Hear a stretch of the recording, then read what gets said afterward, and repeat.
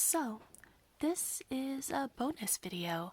I normally try to post one video a week either on Saturday or Sunday, almost immediately after I film them, but I thought I would throw up a bonus video about some of the nostalgic makeup that I have, not in what I would consider my main collection, but hidden in a box elsewhere because I couldn't bear to get rid of them yet.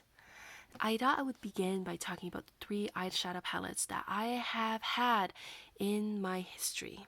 I guess my makeup archives.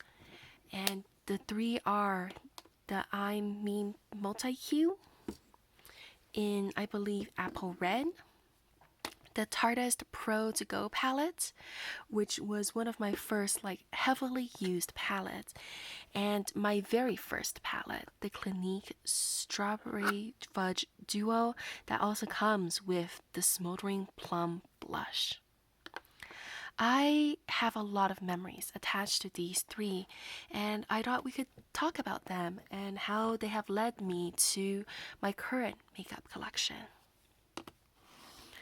My very first makeup item that could be considered, I guess, eyeshadow is this little duo of strawberry fudge from Clinique that also happens to come with a blush. My mom got this from almost certainly a gift with purchase, and that is the best way to get these eyeshadows in my opinion, because they're really quite small. I mean, just look at it compared to my index finger nail. They're really small little duos. But I fell in love with these 2 colors, and I didn't realize it, but for years I kept on chasing eyeshadows that reminded me of these 2 shadows.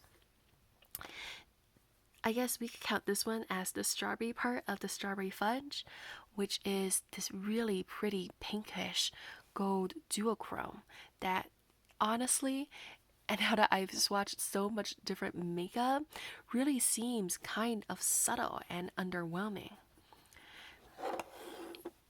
I mean, just look at that. That is almost nothing. It blends away to basically nothing. But you have to remember, for someone who is just starting out in makeup, I didn't want a very distinct eyeshadow look. I just wanted a little bit of life, a little bit of color, and a little bit of dimension to my eyes. And this one that is almost invisible on the skin, except for when you tilt it just right for the slightest bit of a glow, was perfect for that function.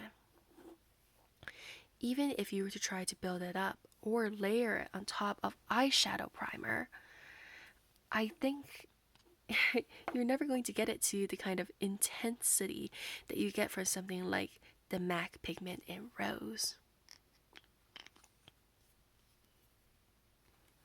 I mean, just look at that. No matter how hard you try, you will probably never get it to the kind of intensity that most of us are now expecting from makeup products. Yet, despite that, I have really good memories attached to it. I love how you could just dip your finger inside of this pan, swipe it across, and then swipe it on your eyelid.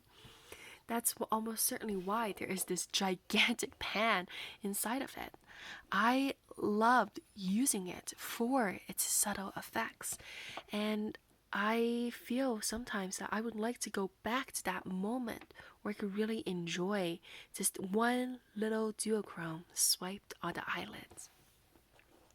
Also inside of this palette is the chocolate/fudge part of the strawberry fudge duo, which is this nice warm pinky reddish brown.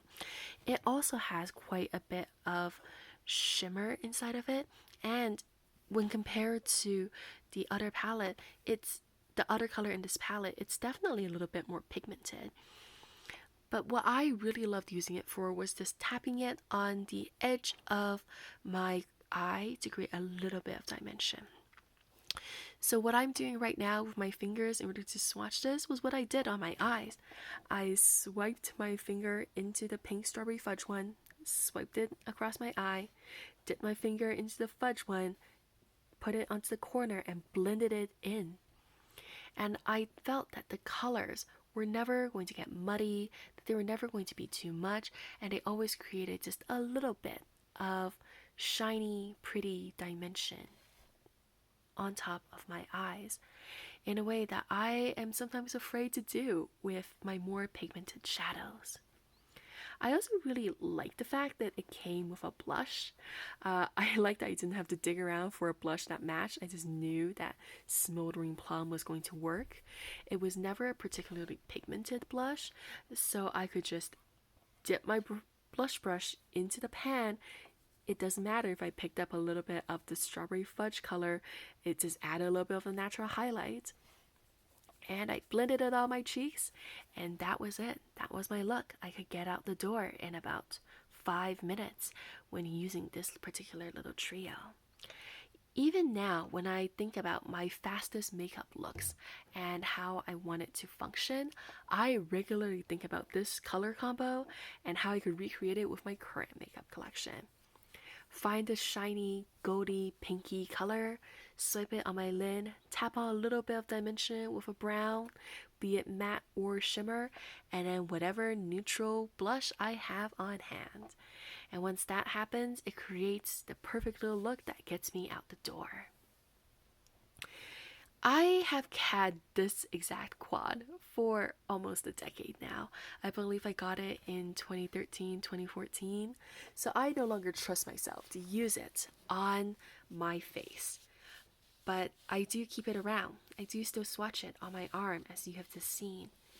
Because there is just so many good times and memories associated with it. It was the color that I wore to my very first dance in university. It was the color that I wore whenever I had a specific event as a student representative, and it was the color that I kept thinking back to whenever I had a special event once this was too old for me to use. I also love that it came from my mom. I didn't have a lot of very feminine friends growing up. I never had someone who was like, let's get you all made up. And my mom never really embraced that particular kind of femininity either. But the fact that I got this from her, the fact that it's so simple and it's so pretty, and I think most importantly, so reliable, really does bring me a lot of joy. And I don't think I can ever bring myself to get rid of this unless it's going to start growing mold or something, which I really don't think it's going to do because the area I live in is so dry and cold. I'd like to pick this up again one day. This particular duo and this particular blush shade. I don't think they can sell them in this kind of a compact where all three are together, but I know they sell the duo as their own little thing, and they sell the blush as its own individual pan. And once this low buy is over, I might consider doing that, just to have it around, just to be able to use it some more. The other two palettes that I have kept around are not quite as nostalgic. The I'm Meme Multi-Cube in Apple Red I keep around mostly because it's a really interesting tool. I don't have a blush that is this cherry red in my collection. And I don't know why I keep it around because, to be completely honest, even this blush isn't this cherry red in its complexion. You can see how I'm really going at it with my finger, and yet it's not making a single dent because not only has it hard pan over, it is entirely solidified into one where you can't get any pigment out. After all of that rubbing, I only managed to get off this much pigment, which doesn't even really blend on your skin. I think they did this intentionally because they want to make it really hard packed so you can't get too much, you don't end up with clown cheeks. But right now, as I'm trying to swatch it and I'm trying to apply it on my face, I am getting this flashback of trying to use this color as a blush, where I would always give up on it and use another blush instead. I recently bought the Glossier Cloud Paint in Spark, which is that bright poppy red. I think that's going to be my next red blush. But I can't quite bring myself to get rid of it yet because I do like how it looks when it is applied and sheared out into this perfect sheer wash of red color. I think my goal is to be able to balance the two between this extremely hard set pan and that extremely pigmented cloud paint. The other reason why I kept it around is because I very much learned how much I love Asian shadows from this tiny little quad. These two shades are still really lovely and buttery, and as you can see, they're still quite pigmented. They are tiny sheer washes of color, and if you know me from watching the very few videos I have, you would know that this kind of taupey, pinky, grayish, mauvey brown that could serve as a wash of color on the lid is my absolute favorite. These two are still really nice and pigmented. I do like using them on the occasions that I need these particular shades. I might start phasing them out now that I have my Dusty Cat palette, but I really enjoyed using these and how small they are in this tiny little compact. I also keep the colors around because these glittery shades are absolutely magical, and when I need a particular glitter topper, I will find this particular palette again and use it. This is, I guess, number 2, if you can see the indentations on the palette. It is incredibly soft, but it is also quite sheer. It is a glitter topper that helps create a wet look on top of the eyes. And just the slightest little bit of sheen that can't be built up to the metallic, thick, pigmented swatch I think a lot of people expect. But that is exactly why it's so useful. It doesn't create any kind of texture on top of your eyes, but instead help to accentuate this dewiness inside of your skin.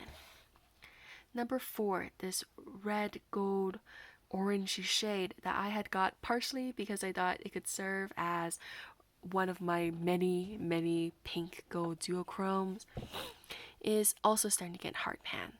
And I think it isn't as beautifully sheer or luminous as number 2.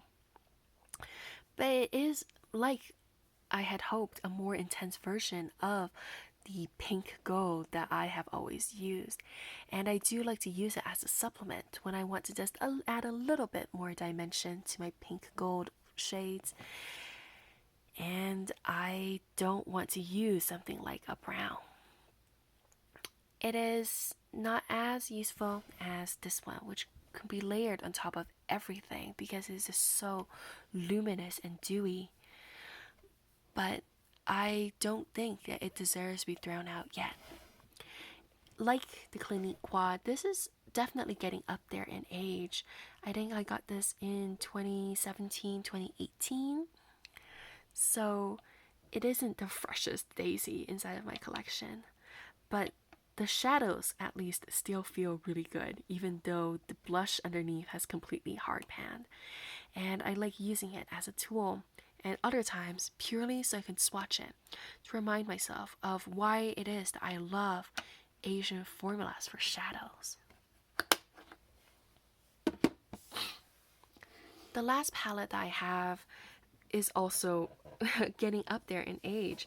I would say I got this one in 2015 when I knew for a fact that the Clinique Quad was getting a bit too old for me to comfortably put on my eyes. At the time, I wasn't particularly into eyeshadow, and even now I don't consider myself a particular lover of eyeshadow. Like, given a choice between eyeshadow and blush and lipstick, I almost always go for frivolous spending on blush and lipsticks instead. But I really liked this particular little palette. This one has a lot of those colors that I keep on talking about, the colors that I rely on for all of my makeup looks. There is this slightly taupey brownish color that is a little warmer than I would like. There's a little bit more brown and beige in it that I personally prefer, since I do love a cool pinky taupe. But there is this really nice dark brown that worked beautifully to smoke out the lash line and to blend out eyeliner. Even now, as I'm swatching it, I think, yes, this is one of the darkest color inside of my collection, even though it doesn't look like it because of how blown out my video can be. This was also during the height of warm toned eye looks, and so this brown, this warm camel color was a really useful tool to get me the effect that a lot of the eyeshadow tutorials were asking for at the time. I actually think that this particular shade was never particularly pretty on me because it clashed with my undertones. But I still used it quite a bit, and you can see a pretty significant dent inside of this dark brown in particular.